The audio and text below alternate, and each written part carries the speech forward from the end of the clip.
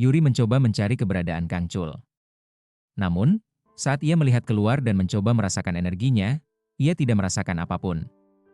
Tak lama kemudian, Yungap keluar dan mengajak Yuri untuk segera pergi ke istana. Yungap mengatakan bahwa ibunya ingin ia segera menemui raja karena ada hal penting yang harus disampaikan. Di perjalanan, Yuri bertanya kepada Yungap mengapa tiba-tiba arwah 8 kaki melepaskan arwahnya. Yungap sendiri tidak tahu pasti alasannya. Ia hanya merasa bahwa mungkin ada sesuatu yang terjadi. Namun, ia memanfaatkan momen itu untuk meminta maaf kepada Yuri. Sebenarnya, Yungap berniat memberitahu bahwa dulu ia sempat menipu Yuri, tetapi saat itu ia belum sanggup untuk mengatakannya. Ketika Yungap mencoba menyentuh Yuri, Yuri malah mundur. Ia berkata bahwa gelang yang sekarang dipakai Yungap sebenarnya sudah ia berikan kepada orang lain. Yungap pun mengembalikan gelang tersebut kepada Yuri. Setelah itu, Yungap langsung menghadap raja. Para penjaga dan pelayan sempat heran karena sikap Yungap terlihat sangat sopan, tidak seperti Kang Chul biasanya. Yuri pun menjelaskan bahwa yang mereka lihat saat ini adalah Yungap, bukan Kang Chul. Yungap lalu meminta maaf kepada raja karena gagal menyelesaikan misinya dan baru bisa kembali sekarang. Raja memeluk Yungap karena sudah lama tak bertemu. Namun, Yungap tiba-tiba merasa panas. Secara refleks, Yungap mendorong raja dan meminta maaf, karena ia merasa hawa tubuhnya sangat panas. Yuri menjelaskan bahwa hal itu terjadi karena tubuh Yungap, meskipun arwahnya telah kembali, garis hidupnya sudah berakhir. Karena itu, tubuhnya tidak mampu menahan energi dari batu pelindung. Tanpa sepengetahuan mereka, arwah 8 kaki ternyata sedang menguping lewat tubuh Yungap. Ia akhirnya tahu bahwa batu pelindung adalah penghalang baginya untuk mendekati raja. Setelah mendengar penjelasan Yuri, raja memaklumi situasi tersebut. Ia kemudian menunjukkan undang-undang reformasi yang telah ia selesaikan selama Yungap menghilang. Raja juga meminta maaf kepada Yungap atas kesalahan yang mungkin ia lakukan di masa lalu. Saat membaca isi undang-undang itu, Yungap merasa sangat terharu dan mendukung keputusan raja. Namun tiba-tiba raja menyebut nama Kang Chul, dan Yungap yang mendengarnya langsung merasakan rasa iri dan dengki di dalam hatinya. Saat keluar dari istana sambil membawa buku-bukunya, ia merasakan sakit di telinganya, yang terus berlanjut hingga malam. Kemudian, datanglah dukun buta dan menawarkan bantuan lagi. Ia berkata bahwa jika Yungap mau menuruti permintaannya, maka ia bisa membuat arwah Yungap menetap selamanya di tubuh itu. Syaratnya, Yungap harus menuangkan anggur ke atas batu pelindung milik raja. Namun Yungap menolak dan langsung membuang minuman tersebut, menegaskan bahwa ia tidak akan pernah melakukannya. Setelah itu, Yungap pulang ke rumah dan bertemu ibunya. Sang ibu sangat senang karena anak yang ia rindukan akhirnya kembali. Ia pun berharap Yungap akan tinggal di sisinya selamanya. Perkataan sang ibu membuat Yungap galau dan teringat lagi pada tawaran sang dukun. Sementara itu, Yuri melakukan ritual untuk memanggil Kang Chul karena ia sangat merindukannya. Ia rindu dimarahi dan diceramahi oleh Kang Chul, maka ia pun mencoba memanggilnya. Namun, Kang Chul tak kunjung muncul. Di waktu yang sama, Yungap yang sedang tidur terbangun.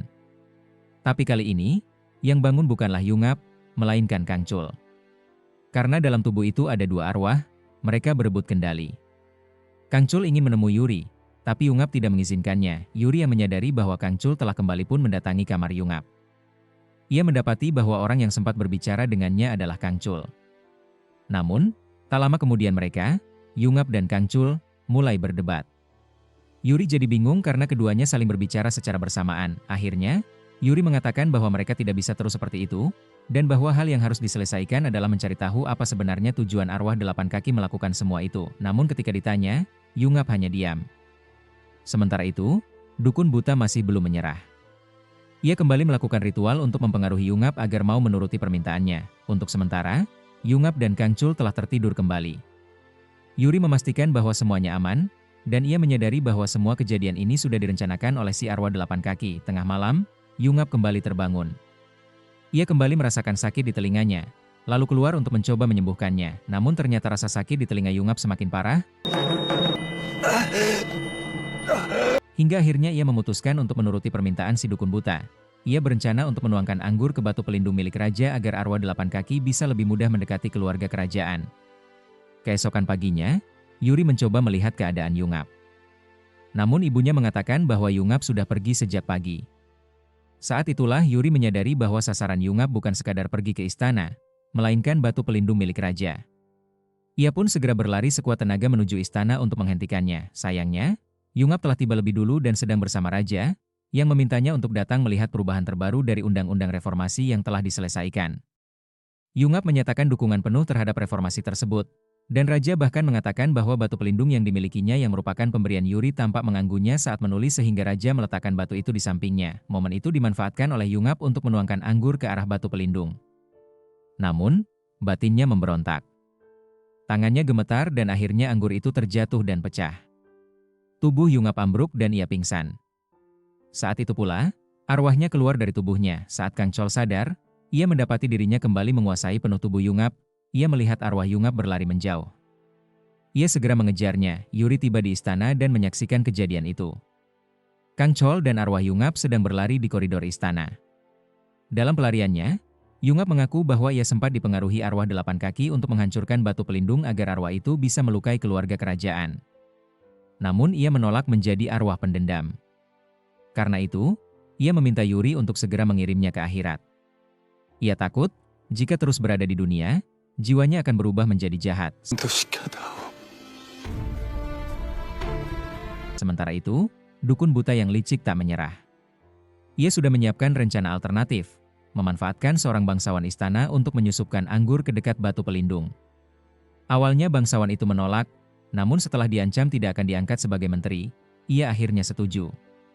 Rencananya, ia akan memanfaatkan anak buahnya untuk menjalankan aksi tersebut. Setelah semuanya selesai, Kang Chol dan Yuri kembali ke rumah Yungap. Di sana, ibu Yungap sadar bahwa anaknya tidak kembali bersamanya. Ia menangis dan memohon agar anaknya dikembalikan. Padahal arwah Yungap sebenarnya ada di sana, hanya saja sang ibu tak bisa melihatnya. Yungap pun meminta maaf karena tak bisa kembali ke tubuhnya, lalu memeluk ibunya untuk terakhir kalinya. Yuri lalu memimpin sebuah ritual pengantaran arwah menuju akhirat. Ritual itu berjalan dengan sangat lancar. Di tengah prosesi, ibu Yungap merasa keberadaan arwah anaknya dan menangis terseduh. Sebelum pergi, Yungap meminta maaf kepada Yuri atas semua hal yang pernah ia lakukan, dan sebaliknya Yuri juga memaafkannya. Yungap memeluk ibunya dan berkata bahwa ia sangat bahagia karena telah menjadi anak dari seorang ibu sebaik dirinya, yang selalu mencintainya sejak kecil. Raja juga turut mengantar kepergian arwah Yungap. Ia tampak sangat kehilangan, namun ia menerima kenyataan bahwa Yungap harus pergi. Ia juga mengucapkan terima kasih karena selama ini Yungap selalu mendukung misinya dan reformasi yang ia jalankan. Sebelum benar-benar pergi, Yungap meminta Kang Chol untuk menjaga ibunya dan juga Yuri. Kang Chol berjanji akan memenuhi permintaan tersebut. Setelah itu, Yungap berjalan perlahan ke arah gerbang cahaya menuju akhirat, lalu menghilang dari dunia. Keesokan harinya, Raja terlihat sedang bermain bola bersama pangeran muda dan beberapa pengawal istana. Mereka semua tertawa dan bersenang-senang. Ratu tampak bahagia melihat momen itu, karena sudah lebih dari setahun Raja tidak menghabiskan waktu bersama anaknya. Raja pun merasa bersalah dan menyadari bahwa selama ini ia terlalu sibuk dengan urusan kerajaan, hingga melupakan keluarganya. Di sisi lain, Yuri memutuskan untuk pergi dari rumah Yungap, karena ia merasa tidak enak terus tinggal di sana. Ia mengajak Kang Chol untuk ikut. Ia tahu, jika mereka terus berada di sana, maka ibu Yungap akan terus teringat dengan anaknya yang sudah tiada. Kemudian mereka pun berpamitan, meski ibu Yunggap enggan keluar rumah karena masih sangat sedih. Sebenarnya, Kang Chol juga tidak ingin pergi, tetapi ia dipaksa oleh Yuri karena khawatir keberadaan mereka hanya akan membuat hati sang ibu semakin berat. Malam itu, mereka kebingungan mencari penginapan hingga akhirnya menemukan satu penginapan kecil dengan sisa satu kamar yang sangat sempit. Terpaksa, mereka bermalam di sana. Yuri pun berkata bahwa besok mereka harus mulai mencari rumah atau tempat tinggal yang lebih layak. Di tengah malam, Kang Chol bertanya kepada Yuri apakah Yuri akan terus mengejar arwah 8 kaki dan menyatakan bahwa bukankah tujuan awal Yuri hanyalah karena Yungap. Yuri menjawab bahwa pada awalnya memang demikian. Tetapi sekarang ia merasa hal itu adalah sesuatu yang harus ia lakukan, karena ia ingin menyelamatkan arwah-arwah lain yang juga terjebak oleh dendam arwah 8 kaki. Kang Chol terkejut saat menyadari bahwa Yuri sudah berada di sampingnya. Rupanya, Kang Chol tidak ingin tidur di kasur dan malah duduk termenung di lantai. Yuri pun menyuruhnya untuk tidur saja dan mengatakan agar Kang Chol tidak terlalu memikirkannya. Namun, tanpa disangka, Kang Chol menarik Yuri ke arahnya. Ia sempat berpikir tentang kemungkinan untuk kabur dari semua itu dan hidup seperti manusia biasa, membayangkan bahwa mungkin mereka bisa bahagia. Namun kemudian ia menyadari bahwa hal itu mustahil, karena arwah 8 kaki masih mengincar mereka. 그냥 해본 소리다. Tiba-tiba, terdengar ketukan di pintu. Ternyata, Ibu Yungap datang menjemput mereka. Dengan suara sedih, wanita itu meminta mereka untuk tinggal di rumahnya karena ia tidak ingin sendirian lagi. Kang Chol pun menuruti permintaan tersebut, terlebih karena ia pernah berjanji kepada Yungap untuk menjaga ibunya. Keesokan harinya, terdengar kabar bahwa keluarga kerajaan akan mengadakan tamasya. Namun, sebenarnya itu bukan sekadar tamasya biasa.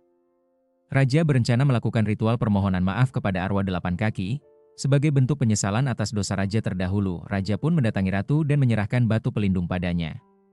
Ia mengatakan bahwa ratu yang paling membutuhkan batu itu, karena jika ia sendiri yang memakainya saat ritual, arwah bisa mengira bahwa ia berniat menipunya. Sementara itu, Yuri bersiap melakukan ritual.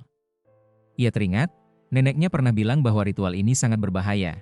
Jika gagal, sang pemimpin ritual bisa kehilangan nyawanya.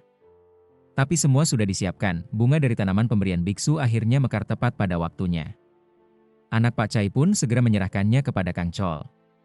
Tanpa ragu, Kang Chol meracik minuman dari bunga itu dan langsung meminumnya. Ia tahu, hanya dengan cara ini ia bisa melawan arwah 8 kaki.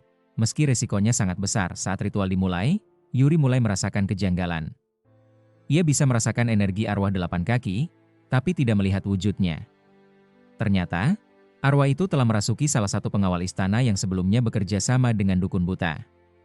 Pengawal itu tiba-tiba menyerang raja. Kang Chol berusaha menghentikannya, namun malah terlempar jauh.